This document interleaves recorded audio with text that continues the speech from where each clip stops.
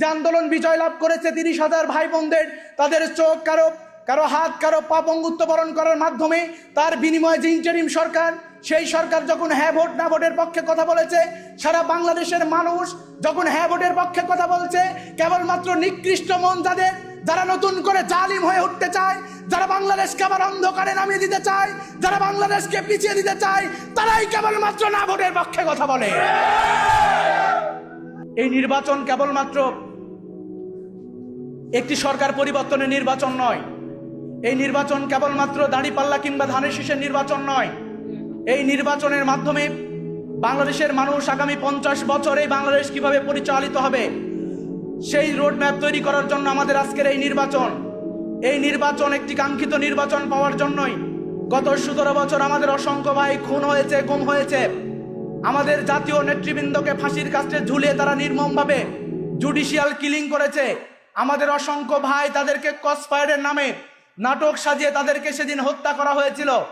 আমাদের ইসলামী ছাত্র শিবিরের এখন পর্যন্ত 6-7 জন ভাইকে গুম করে রাখা হয়েছে, তাদেরকে এখন পর্যন্ত কোথায় আছে সন্ধান দেওয়া হয়নি। বরং এই নির্বাচনকে আমরা কোনো সাধারণ নির্বাচন মনে করি না। এই নির্বাচনকে তারা সাধারণ নির্বাচন মনে করতে পারে যাদের নেতৃবৃন্দ গুম হওয়ার পরে, যাদের নেতৃবৃন্দ খুন হওয়ার পরে তারা বলে এটি স্বাভাবিক কোনো ঘটনা। আমরা মনে করি বাংলাদেশের প্রত্যেকটি মানুষের জীবনের মূল্য রয়েছে, প্রত্যেকটি মানুষের জীবনে তার পরিবারের কাছে গুরুত্ব রয়েছে। আমরা মনে করি আমাদের কোনো নেতৃবৃন্দ শুধু নয়, বাংলাদেশের কোনো সাধারণ কৃষক, শ্রমিক, সাধারণ জনতা, তাকেও যদি কোনো বিচার বহির্ভূত হত্যাকাণ্ডের শিকার হতে হয়, আমরা এর বিপরীতেও দাঁড়াবো এবং মনে করি তার পরিবার সে গুরুত্বপূর্ণ ব্যক্তি।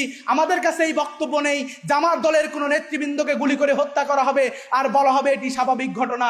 আমরা মনে করি এই রাজনীতি যদি বাংলাদেশে কবর দিতে হয়, তাহলে আগামী দিনে যে নির্বাচন, এই নির্বাচনের সর্বপ্রথম দায়িত্ব হচ্ছে আমাদেরকে হ্যাঁ জয়যুক্ত করতে হবে।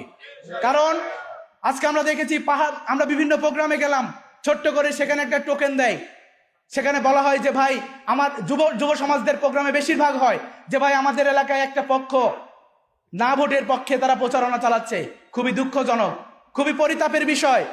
বাংলাদেশে এই 5ই আগস্ট যখন সংগঠিত হয়েছিল, এই 5ই আগস্টের মাধ্যমে আমরা চেয়েছিলাম এমন একটি রাষ্ট্র প্রতিষ্ঠিত হোক যেই রাষ্ট্র আগামী দিনের মানুষের স্বপ্ন বুনবে। কিন্তু আমরা খেয়াল করলাম যেই আন্দোলন সংগ্রাম হয়েছিল, 2000 শিক্ষার্থী ভাই বোন, 2000 এই শ্রমিক, বিভিন্ন পর্যায়ের মানুষগুলো শাহাদাতের মাধ্যমে যে আন্দোলন বিজয় লাভ করেছে 30,000 ভাই বোনদের, তাদের চোখ কারো হাত কারো পা বঙ্গুত্ব বরণ করার মাধ্যমে তার বিনিময়ে যে ইন্টারিম সরকার, সেই সরকার যখন হ্যাঁ ভোট না ভোটের পক্ষে কথা বলেছে, সারা বাংলাদেশের মানুষ যখন হ্যাঁ ভোটের পক্ষে কথা বলছে, কেবলমাত্র নিকৃষ্ট মন যাদের, যারা নতুন করে জালিম হয়ে উঠতে চায়, যারা বাংলাদেশকে আবার অন্ধকারে নামিয়ে দিতে চায়, যারা বাংলাদেশকে পিছিয়ে দিতে চায়, তারাই কেবলমাত্র না ভোটের পক্ষে কথা বলে।